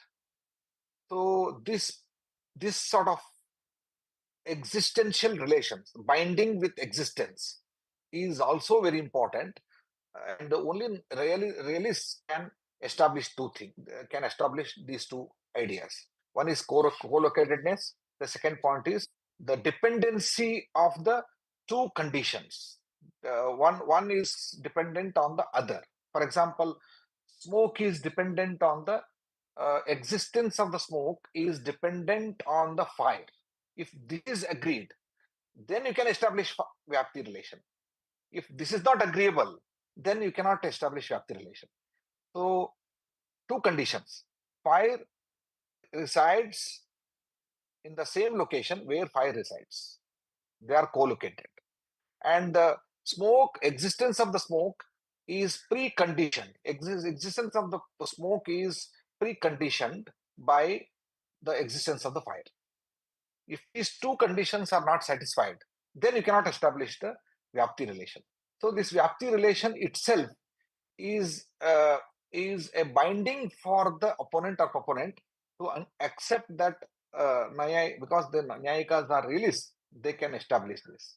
This is one important thing that is to be noted.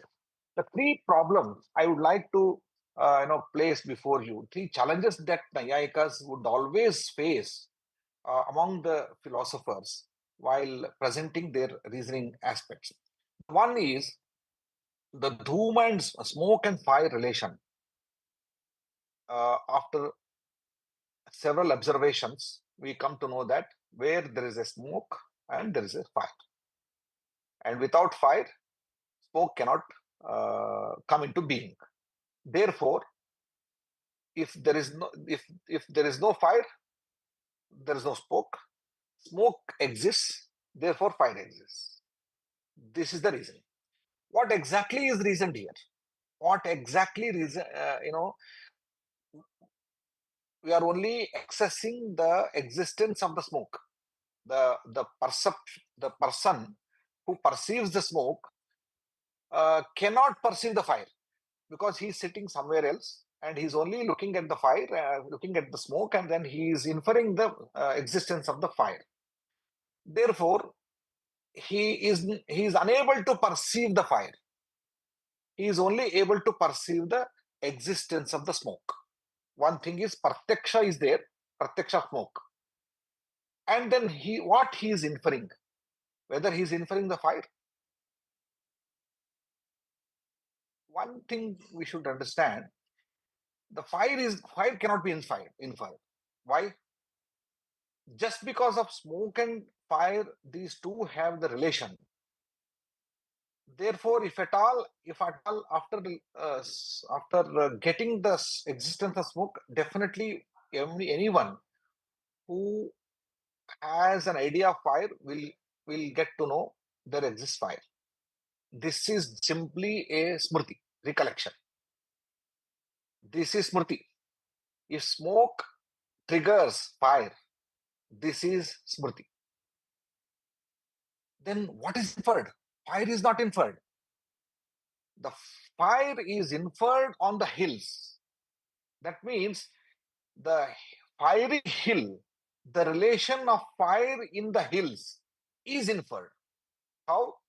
Because when I look at the hills, I don't see the fire, but I see the smoke. The smoky hill is seen, and the fiery hill is inferred. That means the location has the fire. This kind of Parvata Vanhi Sambandha is unknown. Vanhi is also known. Fire is known. Parvata is known.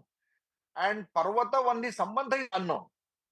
Therefore, the inference part, that the relation of Sadhya Paksha Sambandha is inferred through the relation of Sadhya Hetu Sambandha, that is Vyapti. Through the relation of Vyapti, I can see the Parvata, location I am seeing. In the location, I can also see the Hetu, smoke, and I know that Hetu has some relation with the Sadhya, that is Vyapti. This is also known. Therefore, I know Parvata through Pratyaksha, Hetu through Pratyaksha, Vyapti through my Smriti. Through Vyapti, even fire is Agni. Vanhi is also my Smriti. It is coming from my Smriti. It is not inferred. But the relation between the fire and the location, Parvata, is totally unknown. Therefore, it is inferred. So, many times in the inference, people get confused that fire is inferred. The fire is not inferred. Fire in the hills is inferred. So, this relation part is unknown. Therefore, this is inferred. This is very important aspect. Now, the point I'm making here is the entire Vyapti relation, if you see, Nayayikas, it is considered, they are considering only the co-location. I mean, Adhikarana they are considering, and they are not considering the temporal relation. Temporal relation between the smoke and fire, because fire, the smoke comes after fire. That means first in moment when fire comes, after second and third moment, smoke comes. Why? It is simple Karyakarana how is there. They cannot coexist in time. They can coexist in the location. Therefore, Nayayikas always considered the coexistence in location, in one location, is the part of Vyapti, not the coexistence of these two in the time. Therefore, Samana Kalikatva is not included. Samana Deshikatva is included. So through that, I can only infer the relation of the location, not the relation of time. I cannot infer that today morning I have seen the fire, therefore I have seen the smoke, therefore fire must have existed before that. I should be able to tell this, but every inferer will tell this.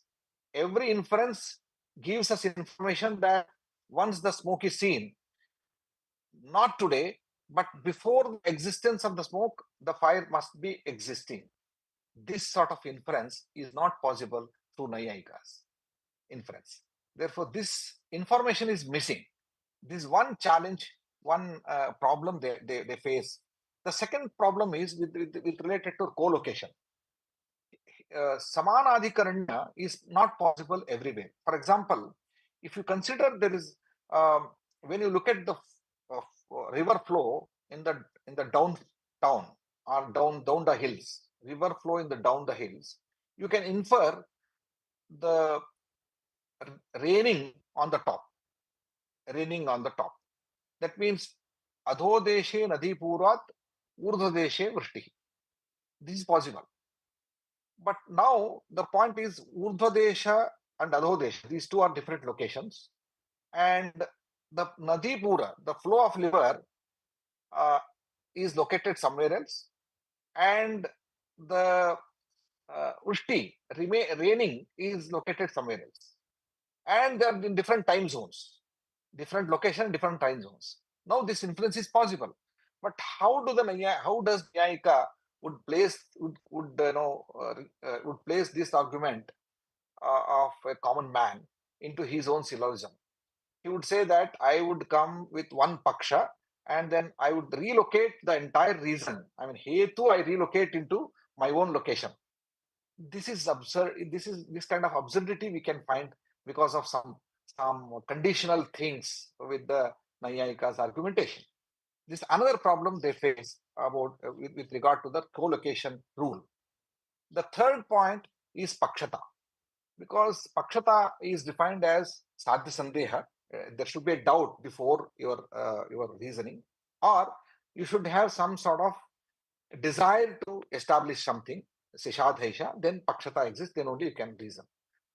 This is quite impossible. Sometimes if I say I am sitting in the room and suddenly something is sound is outside, external sound is heard, then immediately I would infer that something has happened outside. That doesn't mean that I would have reasoning. I would have any sishadhaisha, sadhya sandeha. Therefore, these are the issues that we find. Lastly, Nyaya syllogism follows Panchavayava Vakya, and that means all five limbs of argument should be consistently placed before arguing anything for reasoning, for parathanumana. But this is again debated with the Buddhists, because where they agree only with the three, we can complete the syllogism. So I would end here. Last point I would like make, and if I'm permitted by the chair, sir, Nayayika's Anumana is Swatah Pramāṇa. And many people won't agree this, but this is my own argumentation here. Nayayikas ultimately, even the Gangesha has ultimately said that in the context of a sound reasoning, Samarthanumana, yatra Pakshadharmata and Vyapti are very sound, very much established. There Anumati becomes Swatah Pramāṇa. Just now we were discussing about Paratah Pramāṇa and Swatah Pramāṇa. There they don't agree that Paratah Pramāṇa is possible. Because simply we understand this where the Vyapti relation is very much sound. For example, I would give one a small example.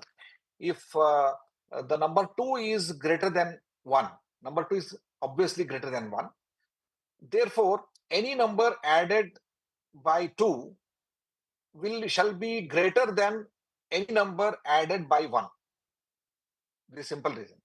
Because 2 is greater than 1, any number multiplied by 2 shall be the greater than any number multiplied by 1. Simple. But this is there we don't seek any external evidences. This is Swatah Pramāṇa. Therefore, where the Vyapti is very correct and sound, we need not seek for any external evidences first. Therefore, Anumana only Swatah Pramāṇa. So in Anumana, in the context of Anumana, Nayayikas would agree that this is Swatah Pramāṇa.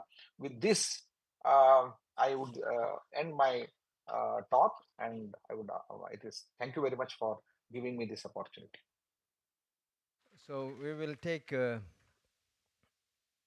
couple of questions, because he wanted to present some of the challenges, and I wanted to complete those challenges for proper information and complete information from his side. I have I have a question. Then you said that the Hetu and Kala, Deshatva, Samana Deshatva and Samana Kalatva, it has to be, they have to have, these two properties, right? So how can cause and effect have a Samana Kalatva? It can not only in terms of inference, but also in reality, in their, the process of the origination, the Saman Kalatva is not possible. So how you would say that there is a need of Saman Kalatva? Saman Deshatva is okay. Question. This is the challenge they face actually. This is the real challenge, because as a Nayayika, I face this problem. I face this challenge. But this Kala is also considered to be a Desha. This is again, Kala is also in one point of time, Kala is also considered a Desha, and Samana Desha. In Kala, we consider them, both of them are co-located. Therefore, we don't face this problem. Because Kala is also base for everything. Sarvadharak Kala. With that, we close this argument. Any question? Yeah, to Kishitute Jimbala, please. Professor, thank you so much. Since you really have, Nyaya logic is one of the most difficult aspects, technical aspects of Indian philosophy. In Buddhist logic too, when it comes to the form and structures and everything, Buddhist logic also owes a lot to Nyaya. That's a historical fact. So being a specialist in Nyaya logic, you did allude to the contrast between inductive versus deductive reasoning. So with this in mind, in terms of in Western philosophy, logic has nothing to do with epistemology. Logic is purely the form of the argument. Okay? So in Indian philosophy, whether it is Nyaya or Buddhist, the reasoning is very tied to epistemology. It's a process of knowing. It's really in the service of inference. So the emphasis on the formal structure and the argument's authenticity deriving from the structure doesn't seem to be spelled out. So are there any attempts on the part of Nyaya specialists like yourself who are trying to tease out the formal structure that is independent of inference? Is there any attempt, or is it not possible? In fact, that on the basis of the process of knowing, as you said, we have formulated, we have tried to formulate the logical arguments, and of course formal structures of logical arguments, and which are which don't go into in contradiction with our ancient wisdom. Therefore, I myself have tried. It is in the similar way, because later Nayayikas, as you know, have tried to formalize the thinking in terms of Shabdabodha, in terms of technicalities of Shabdabodha. With the help of that Shabdabodha process, we have tried our best to formulate, give the formal structures to the thinking process. That is done. You can verify that. Thank you. Thank you very much. Now we are a little bit behind time. So I would like to thank Professor Meenal ji and Professor Śūnyatā ji for their very informative and thought-provoking papers. So, and also very much thankful to the audience and the scholars who have raised questions and made comments. So, and also very patiently listening and being with us in the last session. So thank you very much. So I won't, spare more time in speaking on this topic. Thank you very much to the organizers for giving me this opportunity. And we have now finished the last session of the first day successfully. Thank you very much.